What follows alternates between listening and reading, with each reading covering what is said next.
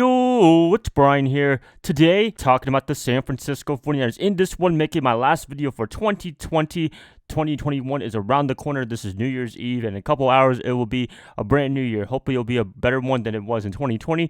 Not just in terms of the football field, but also just around the world in general. Because I'm pretty sure if you guys been around since 2020, it's been a pretty crappy year. It's been a dick-kicking year. I know, it's weird for me to say that. But yeah, it just hasn't been a great year for everybody around the world. And hopefully, everything can get better by, I'd say, middle of 2021. I think that's a pretty reasonable timetable right there. And when football season happens next year, then we can have fans 100%, because it kind of felt a little bit of a downer seeing every team, no matter what, whether you're a 49er or even a Seahawk fan, just seeing empty fans and not being able to cheer for your team. I think that kind of sucked right there. I think that kind of really hurt the NFL season in general. But hey, we were able to get some football season, some basketball season, and that was just a nice break from everything going on around the world right now. So, here's to a better 2021. Just going to be talking about things that happened in 2020 for the 49ers in general, from, I guess, all the way beginning of the year, the Super Bowl. I know, right? That sucks to talk about. All the way until now, end of the season, no playoff appearance, but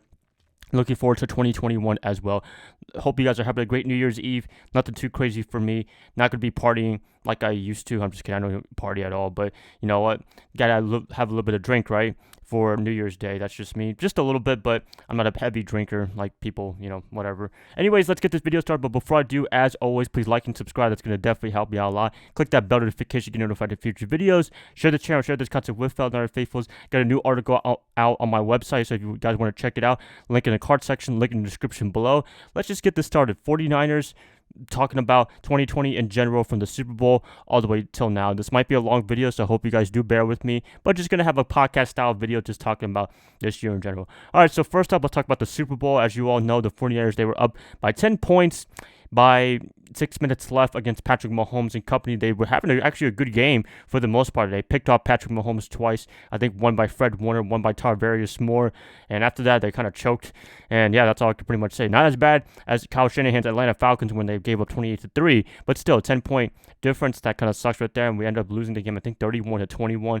And yeah, that was just a bummer to lose that Super Bowl, just because of the fact the 49ers worked so hard. They were pretty much the best team, I thought, in the NFL, but they just couldn't seal the deal. I think they got a little too excited after the Moore interception, and the offense, they were kind of okay, but I feel like Kyle Shanahan kind of gave away the running game. I mean, you could have used Raheem Mostert. I think Raheem was having a pretty decent game. I mean, it wasn't the amazing game that he had against Green Bay, but at the same time, it was good enough where you can just run the ball, run the clock out, and maybe the Kansas City can score a touchdown, but it'd be a very close game, and the 49ers would have came out on top. That's just me, but you know what? I'm not the coach of the team, so I don't decide who gets to do what and have what, but it's Kyle Shanahan. He can do whatever he wants. But 49ers, they lost a Super Bowl. And was this a Super Bowl hangover looking at for the end of 2020? I'll be talking about that near the end of the video. All right, so talking about that, looking at everything going on after the Super Bowl, the pandemic hit. That kind of sucked right there, and everything was shut down essentially for everybody, not just around the world, but also football facilities. We couldn't do anything,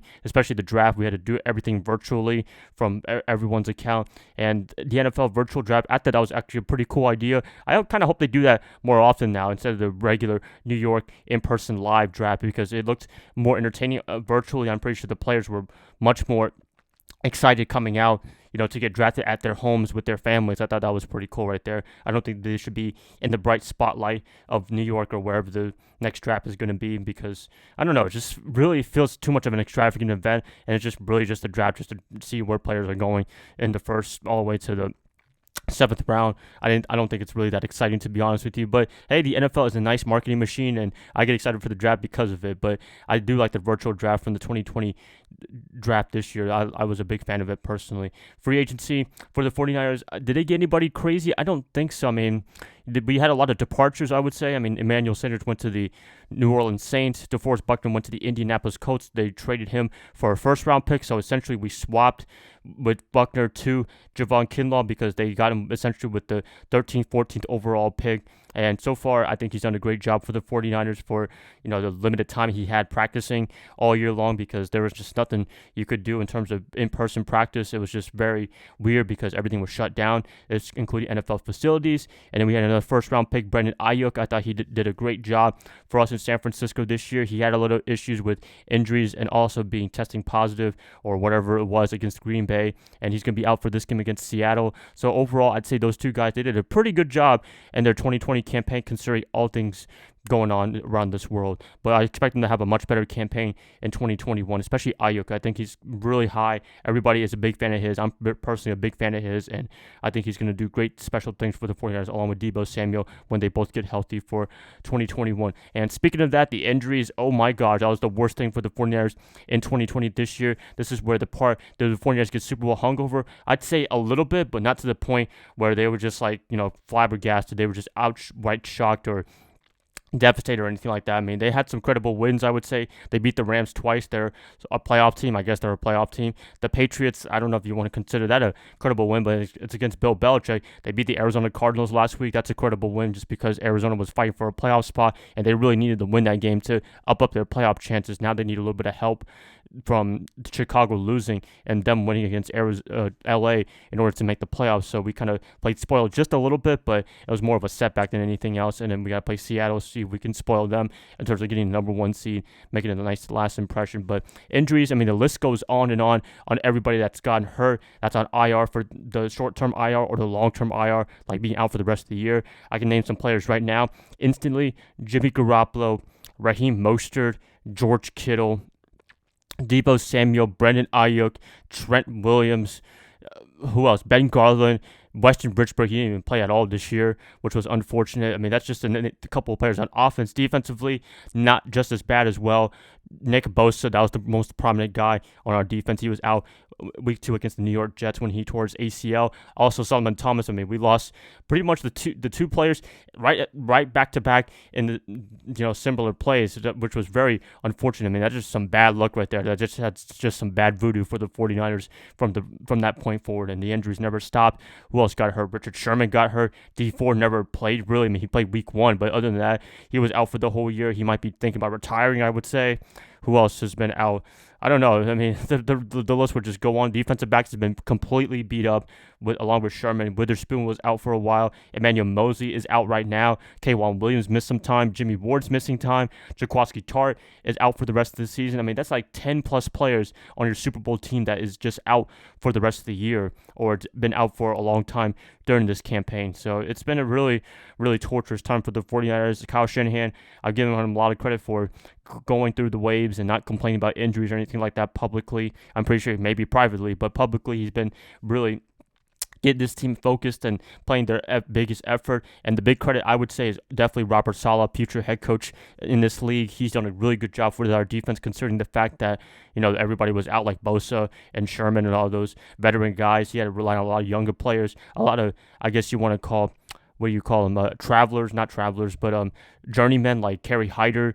I mean, those guys, like, you're talking about a unit that's not really Pro Bowl, all-pro filled roster on defense. He still made him a top 5 defense. I thought that was the most impressive part under Saleh. I think he deserves Assistant Coach of the Year, to be honest with you. But the only game I have a gripe on him is against Miami. A lot of injuries, but, putting Brian Allen out there, that was just not fair at all. And, a lot of fault to Brian Allen, but at the same time, Saleh should have given him some help. But that's just me right there. And Fitzmagic, flamed our defense definitely in that game. So that's the only gripe I have against him all year long. But for the most part, most of his defenses, they've done a pretty good job, I would say, with all the injuries. I mean, I say the most crowning achievement was against the New England Patriots. I know that's against Cam Newton. I beat up Cam Newton, but to have 4 interceptions in that game, very impressive. And some other dominant performances that we won. And the Rams and Cardinals, another notable performance was against Washington. Yes, I know Dwayne Haskins, he's trash and everything like that, but at the same time, to have a performance like that and the offense to mess it up, not good right there. But Saleh deserves a lot of credit with the beat-up roster, making him top 5, and I expect him to be a head coach near the end of the 2021 campaign, maybe before the Super Bowl starts. Hopefully he does, because he deserves an opportunity right there. And a lot of people are like, oh, we get third-round draft picks, but to be honest with you, I don't really care about that. Maybe the 49ers do, but I just want to see Saleh succeed, for the time, in his future, because he's done a great job for us. We are indebted to him because he did lead his defense to the Super Bowl last year in 2019, and the defense was great this year for the most part. I just got to give him a lot of credit. I mean, he's had a big up and down career in San Francisco. The roster was beat up in 2017, 2018, and we gave him a lot of flack for it. His job, a lot of people were asking for his job essentially, but, he's proven everybody wrong, including myself, and got to give a lot of respect to him and what he's done as a defensive coordinator for the 49ers. Kyle Shanahan deserves a lot of credit, but solid. I think he deserves a little bit more this year in 2020. So there you have it right there. Offensively for the 49ers, let's talk about that.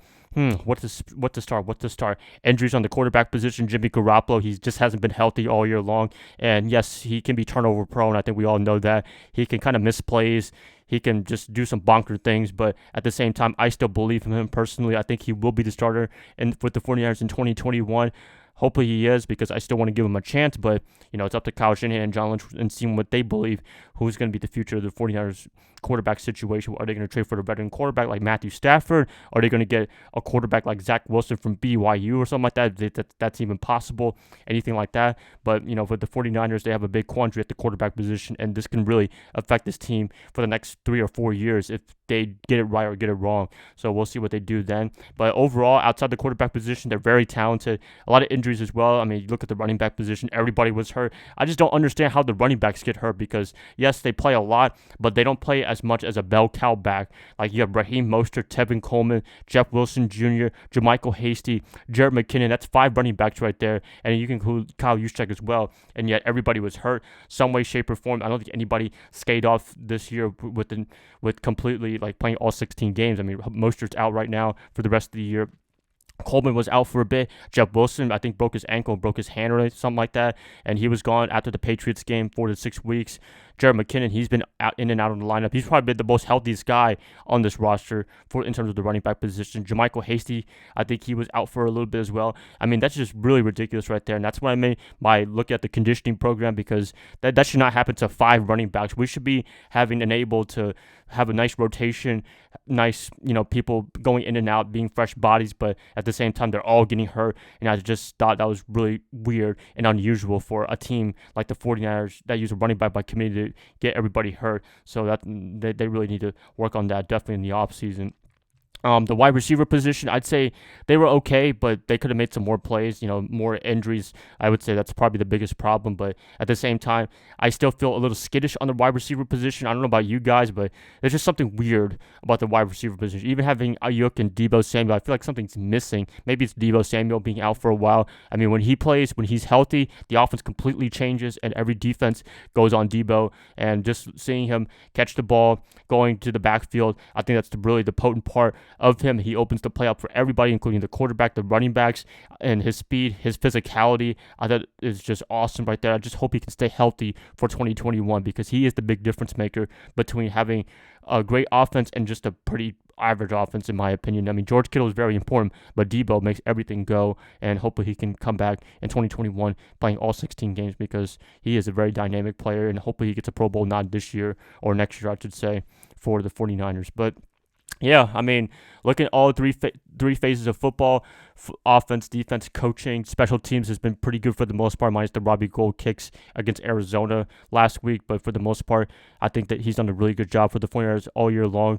And he got a nice, I think, reward contract, so that's really good right there. I think he's going to be with us until 2022. So congrats to him. We do need a kicker, because in the NFL, you don't have a kicker, you can't win championships, to be honest with you. We talk about defense winning championships, but you got to talk about Robbie Gould or any kicker that can clutch it for you at the end of the game, because you don't want to mention kickers that much. If you don't mention them, they're doing a good job. If you mention them some way, shape, or form, then they're not doing a good job, just like an offensive lineman. So Gold, got to look at that definitely. And yeah, I mean, just look at the ups and downs. I'd say the biggest theme of 2020 for the 49ers, injuries, traveling a lot because they've had to go to Arizona for the rest of the year. And yeah, just a lot of bad luck for the 49ers, I would say, in this year's campaign. I mean, some good things that came through. I thought the rookies like Brandon Ayook and Javon Kinlaw played really well. The defense was really well, playing well, considering all the injuries. Some players on offense showed some flashes, but other than that, I mean, we weren't really the biggest cohesive team just because of all the injuries. And hopefully in 2021, they work with a conditioning program, they get better. at certain positions, which I'll be talking more about that later on in 2021 before the draft. Just anything like that to get the team better and to ensure that we can get a Super Bowl appearance at least for the 2021 campaign and win it. That'd be awesome right there. But yep, that's pretty much it, you guys. Pretty long video right here. Oh my gosh, I didn't expect to talk this long, but wanted just to go over 2020 as a whole for the 49ers and look at the good and the bad, because there's always some positives that you can take out of anything, to be honest with you. I mean, there's always negatives, but there's always positives as well. You gotta look at both sides. You can't just look at one side or another, because that'd be kind of delusional, in my opinion, to just look at the negatives or just the positives alone. So there you have it right there, you guys. I'm going to end this 2020 video right here, and I'm going to be looking forward to 2021. If you guys enjoyed this, please like and subscribe. It's going to help me out a lot. I'll be catching you guys up next year in 2021. I'll see y'all. Bye, guys. Love y'all. Y'all have a great rest of your night. Enjoy your New Year's Eve, and go Niners all day, as always.